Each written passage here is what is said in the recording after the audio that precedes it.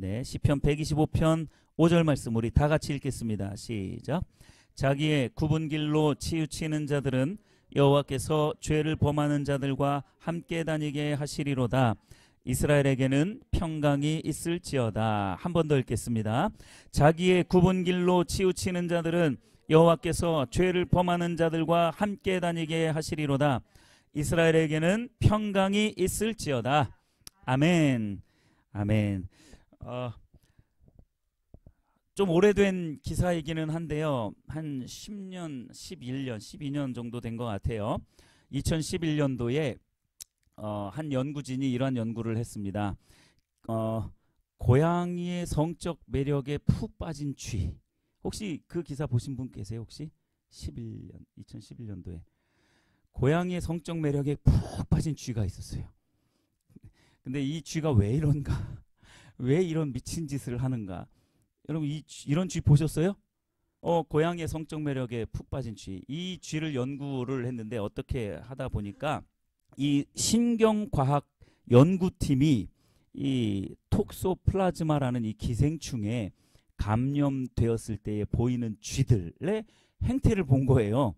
그랬더니 이 쥐들이 고양이 앞에서 이렇게 흔히 말해서 이런 표현 써도 되나요? 알랑방구를 끼는 거죠. 고양이 앞에서 이러고 있는 거예요. 막 몸을 막 이렇게 고양이한테 막 고양이가 어땠을까요? 여러분들이 고양이라면 어떻게 했을 것 같으세요? 이거 밥풀떼기가 나한테 와서 비비네. 먹을 음식이 와가지고 나한테 막 비비고 있는 거예요. 자기 좀 잡사달라고. 참 이 쥐를 보면서 고양이도 참 황당했을 것 같습니다. 그렇지 않겠어요? 너무나 황당했을 것 같아요. 그런데 이 톡소플라즈마에 감염되면 두려움을 조절하는 이 뇌 기능이 마비가 된다고 합니다. 여러분들 톡소플라즈마에 감염되지 않게 되기를 바랍니다. 이 두려움이 우리에게 있어서는 어떻게 보면 방어 기제이기 때문에 축복이에요. 두려움을 느낀다라는 것은 내 생명을 보호할 수 있다라는 거예요. 근데 그게 너무나 심각해지면 이제 신경쇠약증에 걸리게 되는 거겠지만 적당한 두려움은 우리 자신을 보호해 주는 거죠. 이 감염된 쥐들은 공포심이 있는 게 아니라 오히려 그 고양이에게 성적 매력을 느껴서 이렇게 다가간다라는 거예요. 여러분 공포 영화 많이 보셨죠? 저는 이제 공포 영화 안 봅니다. 공포 영화가 굉장히 이렇게 영적으로 이렇게 침해를 많이 하더라고요. 그래서 여러분 우리 청소년들 친구들도 공포 영화는 안 보시는 것을 강력 추천을 합니다. 왜냐하면 영적으로 굉장히 안 좋기 때문에 그래요.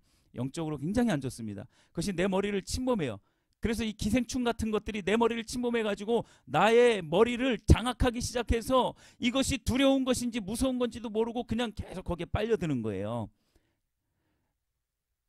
그러다 보면 그런 공포스러운 그 행태들을 내가 담게 돼 있어요. 여러분 공포와 이 애정행각은요 같은 감정선상에 있습니다. 그래서 공포 영화는 항상 그 아주 추잡한 그러한 성적인 그러한 부분들도 같이 나오는 이유가 그런 거예요.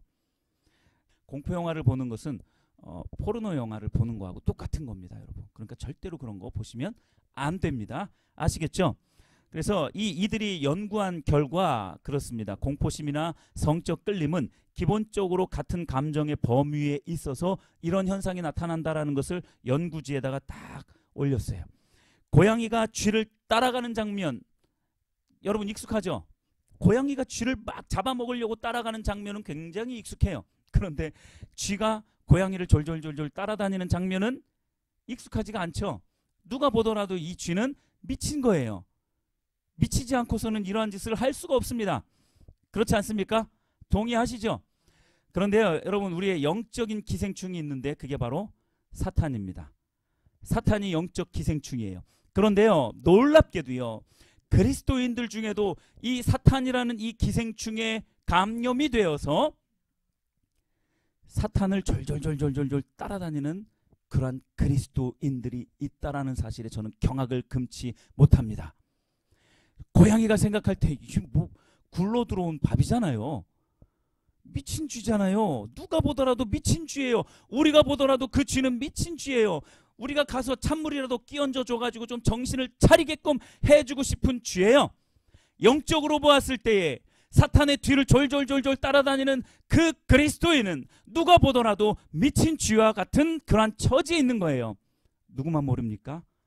자신만 모르는 거예요. 자신만 몰라요. 죄를 따라다니고 세상을 따라다니고 세상 가치관을 따라다니고 하나님이 원하지 않는 그 길로 가고 있는데 누가 보더라도 그건 뻔한 죽음의 길인데 자기만 모르는 거예요. 그 고양이에게 성적 매력을 끌린 그 쥐는 자기가 그렇게 다가갔을 때에 고양이에게 잡아먹힐 거라고 생각을 할까요? 전혀 안 합니다. 처음에는 고양이가 황당해가지고 잡아먹지는 아마 않았을 것 같아요. 이게 뭐야? 내가 평생 묘생이라고 해야 되나요? 쥐를 열심히 다녀본 적은 있었지만 쥐가 나를 따라온 적은 처음이야 생각하겠죠. 사탄은 영적 기생충입니다.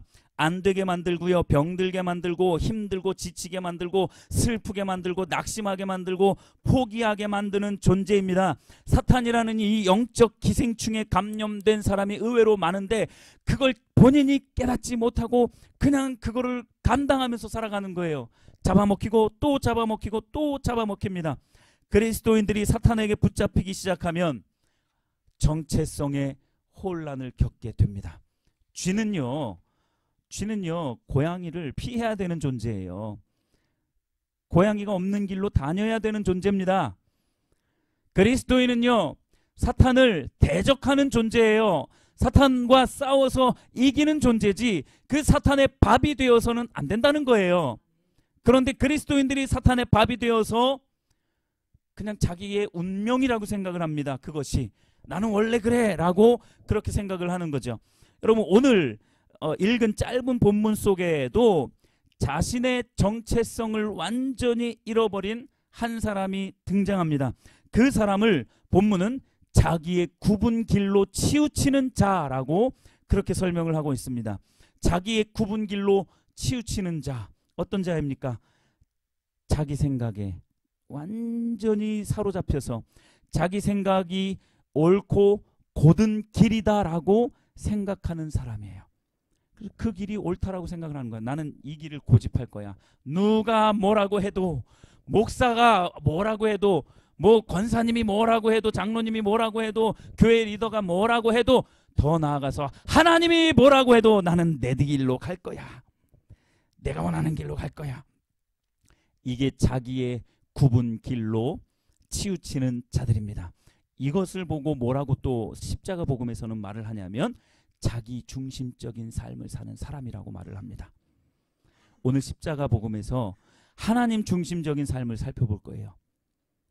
근데 정확하게 시편 125편 5절에 있는 이 사람, 자기의 굽은 길로 치우치는 이 사람이 바로 자기 중심적인 삶을 사는 사람이다라는 거예요. 마치 어미 개가 새끼 개들에게 얘들아 내가 너희들에게 걸음마를 가르쳐 줄게. 똑바로 보고 잘 배워 라고 하면서 내가 똑바로 걸어볼 테니까 잘 봐. 처음에 애들이 걸음마를 잘 모르니까 아 엄마 좀 똑바로 걸어봐요. 똑바로 걷고 있잖아 이놈들아. 여러분 뭐 우스갯소리로 한 거지만 여러분 잘 보세요. 이 개는요 평생 지가 옆으로 걷는다는 거 아마 잘 모를 거예요. 그게 항상 지들한테는 바른 걸음이니까 평생 그렇게 살아온 거예요. 똑바로 걷는 개를 한 번도 못 봤어. 똑바로 개가 이렇게 걸으면 아마 미쳤다고 하겠죠. 지들끼리는. 영적으로 여러분 잘 보셔야 됩니다. 우리가 옆으로 걷고 있을 때는요 절대로 안 보여요. 곧게 걷는 사람들을 보면 아유 뭐 저렇게까지 꼭 저래야 돼?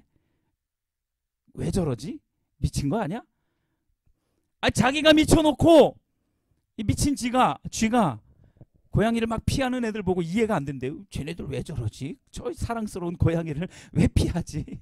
이러고 있는 거예요.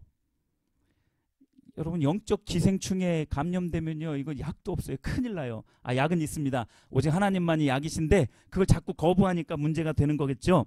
하나님께서 보셨을 때 완전 굽은 길로 자기의 길로 걷고 있으면서 그 길이 곧은 길이라고 믿고 있는 대단한 착각 가운데 대단한 확신 가운데 살아가고 있는 사람들이 너무나 많습니다. 그리스도인들 중에도요. 다른 사람들은 다 굽은 길이라고 말하는데 자기만 옳은 길이라고 고집하는 사람들이 너무나 많이 있습니다. 더 나아가서 온 세계의 역사를 주관하는 하나님과 없던 길도 만드시는 길과 진리요 생명 되시는 예수님마저도 거부하는, 예수님의 그 인도함마저도 거부하는, 무시하는 그러한 사람들을 자기중심적인 삶을 사는 사람이라고 그렇게 말을 합니다. 누가 뭐라고 해도 내가 중심이야. 세상의 중심은 나, 내 생각, 내 가치관, 내가 판단하는 것들이 다 옳아. 이게 다 자기중심적인 삶입니다. 정말로 놀라운 저주의 삶이에요. 이게. 저는 여러분들이 이러한 저주의 삶을 단 한 사람도 살아가지 않게 되기를 축복하는 바입니다. 다 하나님의 길로 가서요, 하나님이 준비하신 그 생명의 그 열매들, 생명의 길로만 여러분들이 걸어가게 되기를 바랍니다. 근데 문제는 뭔 줄 아세요? 계속해서 말씀을 드리지만 자기중심적인 삶을 사는 사람들의 길은 계속해서 치우치게 돼 있어요. 굽어진 길로 가기 때문에 계속 치우치는 거예요. 무섭습니다. 하나님이요, 이 사람들에게 하나의 또 징벌을 내리시는데 그 징벌이 뭔 줄 아세요? 죄를 범하는 자들과 함께 다니게 하시는 거예요. 죄를 범하는 자들과 함께 다니게 하시겠다라고 그렇게 말씀을 하고 있는 겁니다.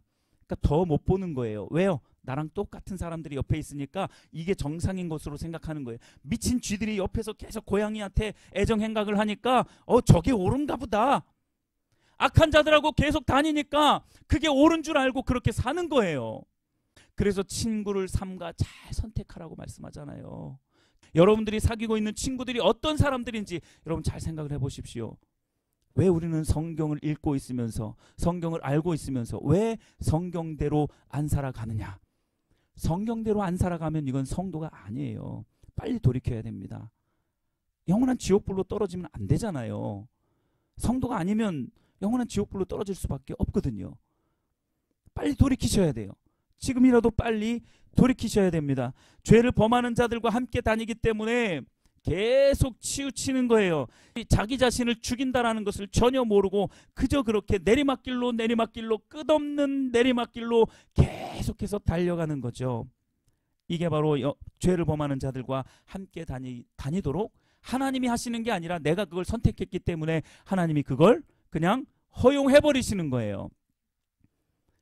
그걸 육이라고 말씀을 드렸죠. 하나님의 가장 큰 징벌이 육입니다. 그냥 가만히 내버려 두는 거예요. 죄를 져도 그냥 정상적으로 살아갈 수 있도록 그냥 내버려 두는 거예요. 자식이기 때문에 때리죠. 자식이 아니면 그냥 아이고 세상 참 말세다 이러면서 그냥 지나가지. 내 자식도 아닌데 붙잡아다가 때리면 경찰서 가요. 물론 요즘에는 참 세상이 이상해져가지고 인권 해가지고 너무 사람 중심이 돼가지고 자녀 교육도 힘들게 되어진 그런 세상이 되어져 버렸죠. 여러분, 쥐가 고양이와 함께 다닌다고 생각을 해보십시오. 그것처럼 어울리지도 않고 참 웃긴 장면은 없을 겁니다. 그런데 왜 그리스도인들이 죄와 함께 다니죠? 왜 그리스도인들이 사단이 좋아하는 그 길로 다니죠? 왜 하나님의 기준대로 왜 안 가죠? 참 이상한 일입니다. 우리는 그 미친 쥐를 보면서 정말 웃기다 쟤 하고 말할 줄 알고 생각할 줄은 아는데 내가 죄 가운데 거하고 하나님의 길로 가지 않고 사단의 뒤를 졸졸졸졸 따라가는 그 모습은 왜 못 보는지 모르겠어요. 왜 못 보는 줄 아세요? 영적인 분별력이 다 가려졌기 때문에 그래요.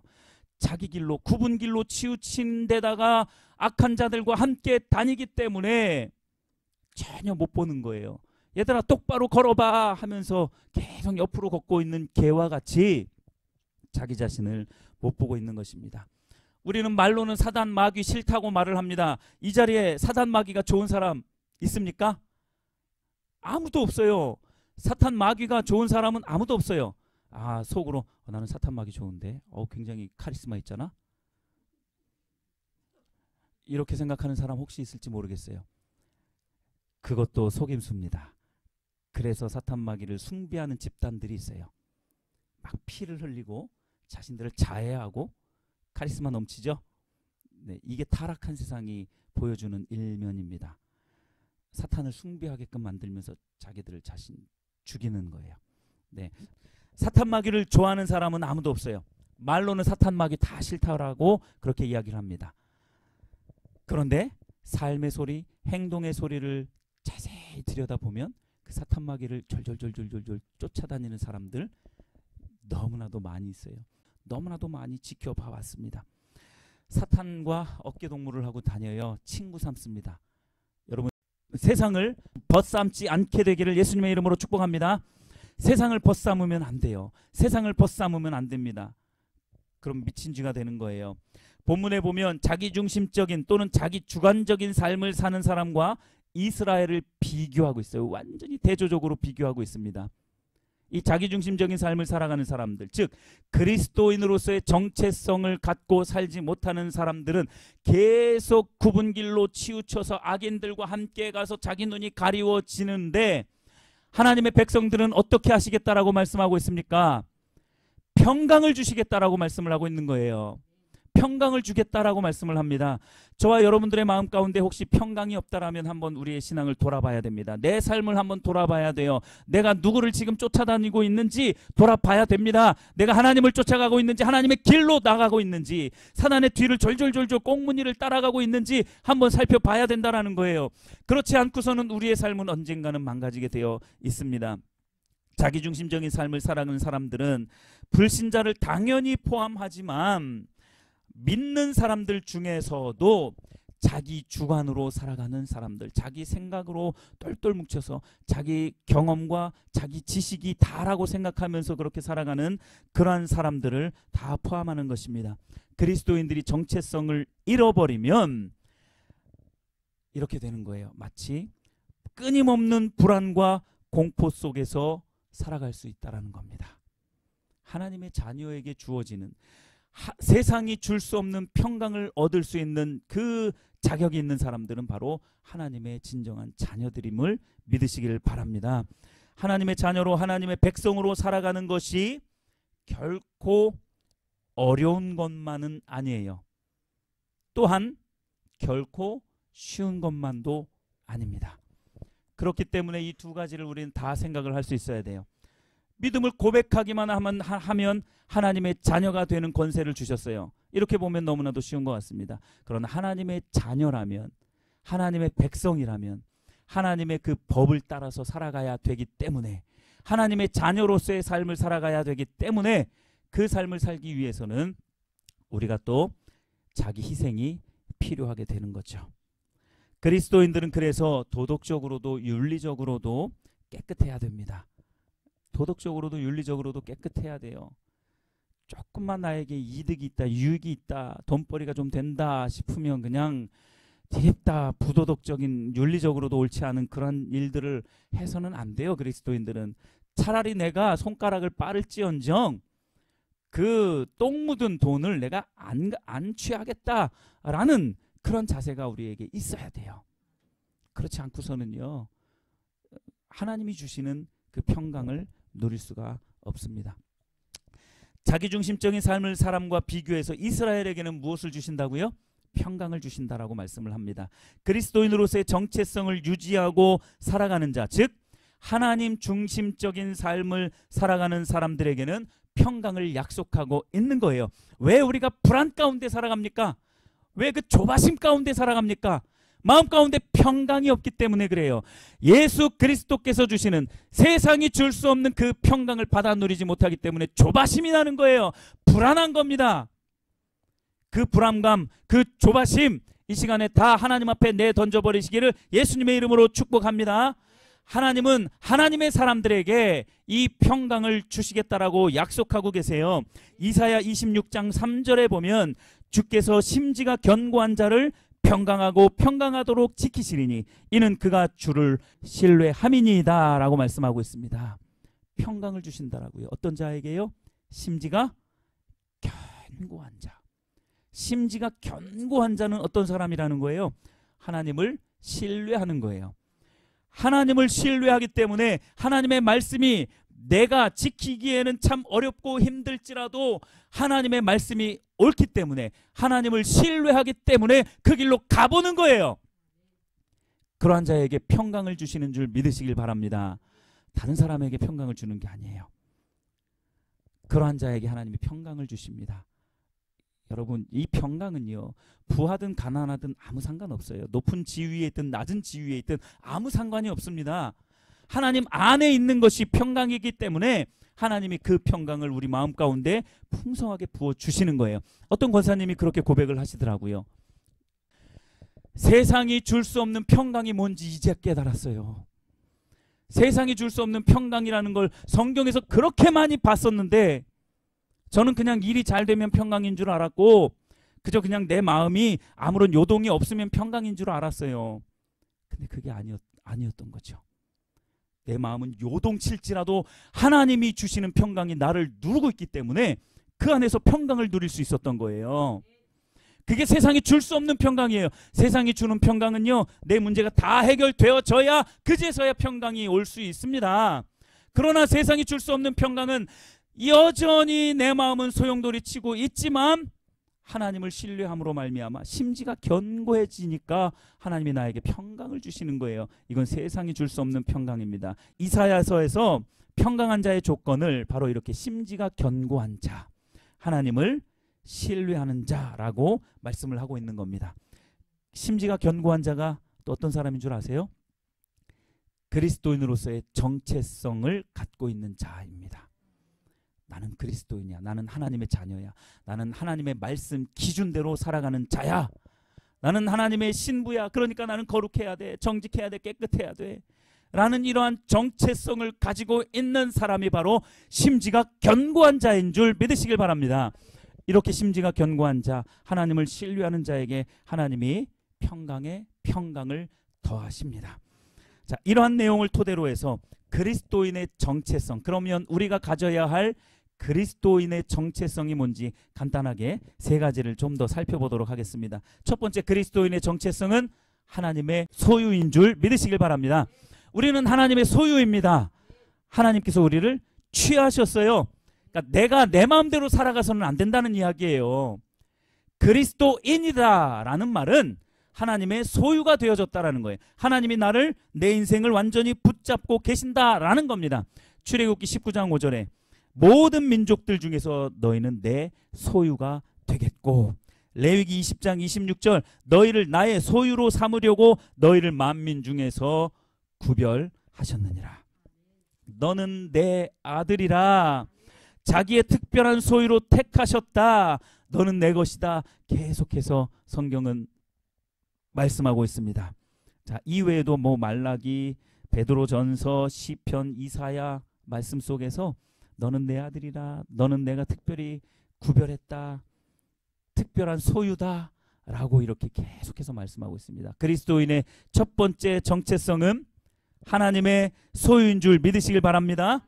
세상의 소유가 아니에요. 저 사탄의 소유가 아닙니다. 죄의 소유가 아니에요. 우리 자신의 소유권을 가지고 계신 분은 오직 하나님 한 분뿐입니다. 그게 우리의 정체성이에요. 두 번째, 우리의 정체성은 세상의 빛과 소금이라는 사실입니다. 저와 여러분들은 빛과 소금인 줄 믿으시길 바랍니다. 우리의 정체성은요, 빛과 소금이에요. 어둠이 아니에요. 사탄의 자식이 아니에요. 어둠의 자식이 아니에요. 하나님의 자녀예요. 빛의 자녀들입니다. 밝음이에요. 세상을 어둡게 만드는 자가 아닌, 세상을 밝게 만들고 세상을 썩게 만들고 부패하게 만드는 자가 아닌, 세상을 더 정화하는, 부패를 방지하는 그러한 자가 그리스도인의 정체성입니다.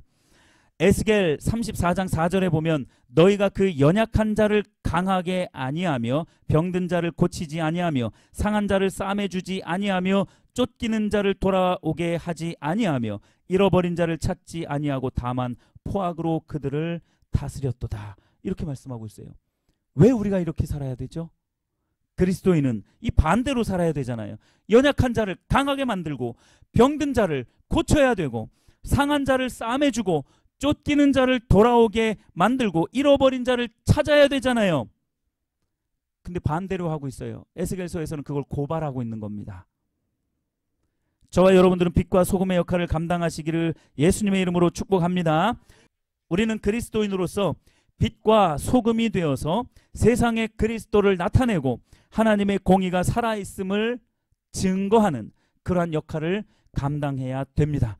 이게 바로 빛과 소금의 정체성을 가지고 있는 그리스도인의 정체성입니다. 세 번째, 그리스도인의 정체성은 주의 제자인 줄 믿으시길 바랍니다.